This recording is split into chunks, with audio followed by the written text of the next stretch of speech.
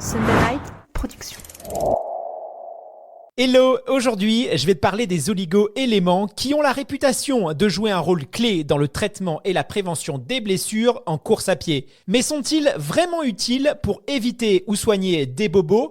Peuvent-ils vraiment nous aider à mieux récupérer après nos séances? Eh bien c'est ce que nous allons voir.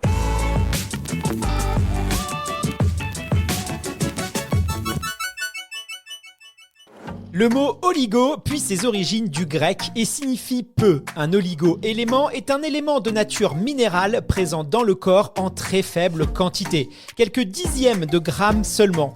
D'ailleurs, on dit souvent qu'un oligo-élément est présent à l'état de trace dans notre organisme. Plus concrètement, les oligo-éléments, qu'on appelle aussi parfois sels minéraux, sont principalement le fer, le cuivre, le zinc, le sélénium, le magnésium, le fluor ou encore le chrome. Mais ne vous y trompez pas, ce n'est pas parce qu'ils sont très peu présents dans notre corps que nous n'en avons pas besoin. Au contraire, les oligo-éléments sont tout simplement indispensables au bon fonctionnement de notre organisme.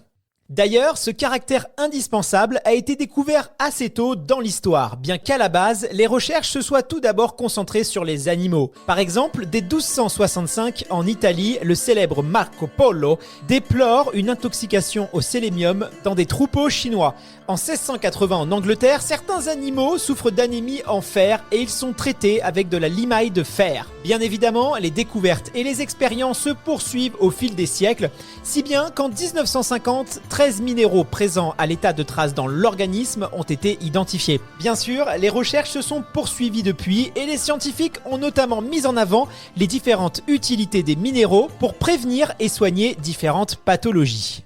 Mais du coup, pourquoi a-t-on besoin des oligo-éléments? Et sont-ils encore plus utiles quand on pratique la course à pied? Eh bien, la famille des oligo-éléments est très grande et variée, si bien que leurs effets sont si nombreux que ça va être difficile pour moi de tous te les répertorier. Mais ne t'inquiète pas, je vais t'en citer quelques-uns. Par exemple, ils luttent contre les infections en stimulant nos défenses immunitaires. Ils aident la cicatrisation des plaies, ils ont un rôle dans la consolidation de la structure des cellules et des tissus, ce qui contribue à la fabrication de collagène, ils régulent notre métabolisme, la synthèse d'hormones et nous aident à lutter contre le vieillissement cellulaire. De plus, certains oligo-éléments sont connus pour être des antioxydants. Mais oui, vous savez, c'est le mot qu'on entend partout dans les publicités qui nous promettent une meilleure santé et la jeunesse éternelle. Retrouvez le bon goût du cassis, de la pomme et de la framboise dans notre jus antioxydant sur... Je conseille très souvent des antioxydants, véritables boucliers contre les polluants. Bon, avant que je t'explique enfin ce qu'est un antioxydant, il faut déjà que tu comprennes le phénomène d'oxydation, car il faut savoir que l'oxygène que nous respirons tous est à l'origine de nombreuses réactions chimiques au sein de notre organisme. Car quand on respire, c'est-à-dire normalement 24 heures sur 24 et 7 jours sur 7, eh bien les cellules de notre corps vont produire des atomes déséquilibrés qui sont aussi appelés radicaux libres. Et ce sont ces radicaux libres qui sont responsables du phénomène d'oxydation. C'est exactement le même phénomène qu'on observe quand on coupe une banane ou une poire et qu'on la laisse à l'air libre. Au bout de quelques heures, la banane brunit. Eh bien, c'est exactement la même réaction chimique qui est causée par le dioxygène de l'air. Mais attention, ne pense surtout pas que les radicaux libres sont juste là pour t'embêter et oxyder ton organisme. Au contraire, ils aident notre corps à lutter efficacement contre les microbes et les virus qui sont présents dans l'air. Ils agissent un peu comme un bouclier de protection. Le problème, car il y a toujours un problème, c'est notre mode de vie actuel. Car même si la formation de radicaux libres est inévitable au sein de l'organisme, ce phénomène peut être exacerbé par de nombreuses agressions extérieures que subit notre corps, comme la pollution, le soleil, mais aussi l'alcool et le tabac, qui favorisent la formation de radicaux libres. Et oui, c'est pour ça que les gens qui vivent en milieu urbain pollué et qui boivent, qui fument et qui bronzent tout l'été peuvent avoir des peaux qui paraissent plus vieilles et abîmées. Et ça, c'est encore que la face visible de l'iceberg.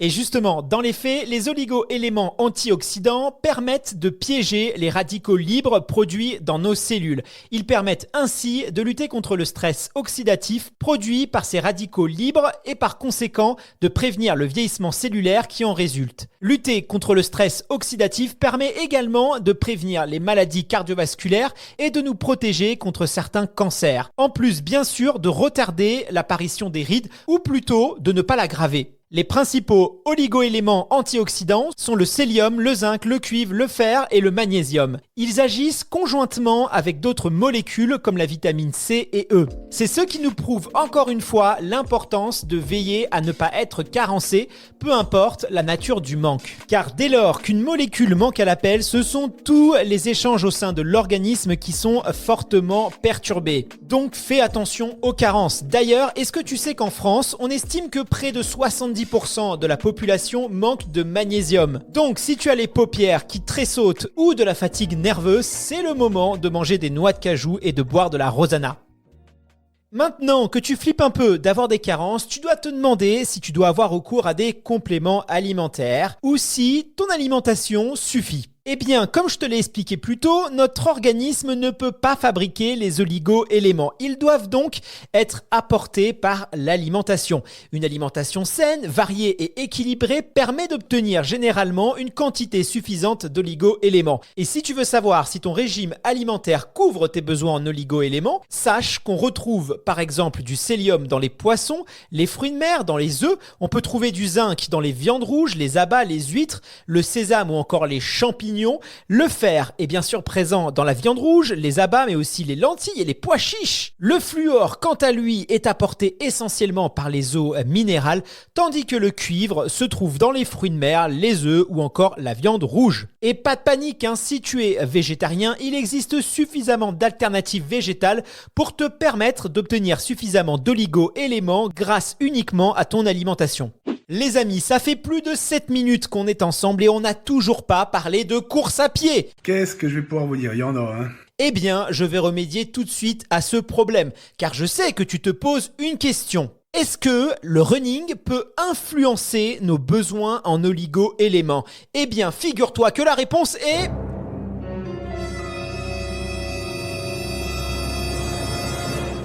oui! Lorsque tu pratiques un sport, que ce soit la course à pied ou même une autre activité physique, la concentration d'oligo-éléments présents dans ton organisme peut se trouver déséquilibrée. C'est particulièrement vrai si tu t'entraînes sous la chaleur ou dans un environnement un peu humide.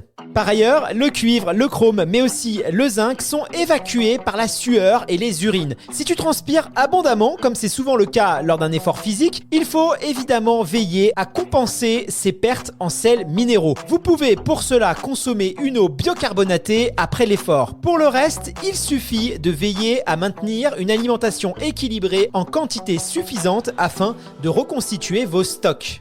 Je vais maintenant évoquer un sujet bien souvent mis sur la table ces derniers temps, le fer et la course à pied. Il est vrai que les coureurs ont besoin de consommer des aliments riches en fer, et particulièrement les femmes, du fait de leur cycle menstruel qui entraîne des pertes de sang. Pour autant, il est totalement faux de considérer que par principe, le coureur doit consommer des compléments alimentaires pour avoir un taux de fer suffisant. La carence en fer, si elle existe, doit être constatée par l'intermédiaire d'un examen sanguin, comme toutes les carences d'ailleurs. C'est seulement avec des résultats qui mettent bien en avant un manque de fer que vous pourrez vous complémenter si besoin. Ne jouez pas à l'apprenti sorcier. L'excès de fer est tout aussi néfaste que le manque. Une nouvelle fois, ayez bien en tête que nous pouvons trouver tout ce dont nous avons besoin dans notre alimentation au quotidien. Il faut parfois l'adapter, mieux la quantifier, mais elle peut suffire à vous apporter tous les oligo-éléments nécessaires au fonctionnement de votre organisme, même si vous êtes un sportif particulièrement actif. La complémentation doit rester l'exception et toujours avec un avis médical et ne doit jamais devenir une sorte de réflexe. À bientôt!